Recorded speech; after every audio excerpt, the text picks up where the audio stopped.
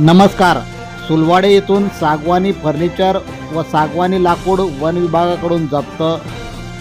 शहादा तालुक्यातील सुलवाडा येथे एका राहत्या घरात तयार केलेले सागवानी फर्निचर व सागवानी लाकूड राणीपूर वनक्षेत्र अधिकारी व कर्मचारी यांच्या टाकलेल्या धाडीत जप्त करण्यात आले आहे. या संदर्भात वन कायद्यानुसार बेकायदेशीररित्या तयार करण्यात आलेले शासकीय 90,000 रुपये किमतीचे सागवानी फर्निचर व सागवानी लाकूड वृक्षांची कत्तल करून विक्री करण्याच्या उद्देशाने ठेवल्याप्रकरणी एका विरोधात गुन्ह्याची नोंद करण्यात आली आहे.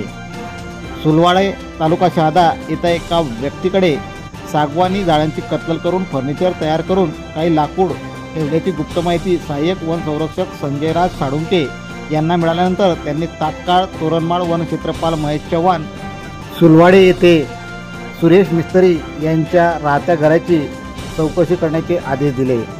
त्यानुसार पथकाने सर्च वॉरंट जारी करून धाड टाकली असता सुरेश मिस्त्री यांच्या घरात अवैधरित्या विनापरवाना वाहतूक करून सागवान जातीच्या लाकडापासून बेकायदेशीररित्या तयार केलेले सोफा सेट, खुर्ची तसेच 3 नग महाराजा पलंग व इतर साईज असलेले सागवानी लाकडांचा मुद्देमाल मिळून आला आहे.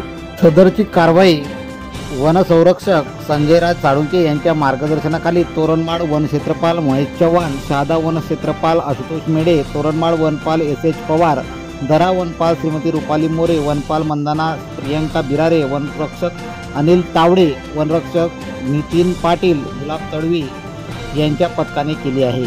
KTN news network, Shahada.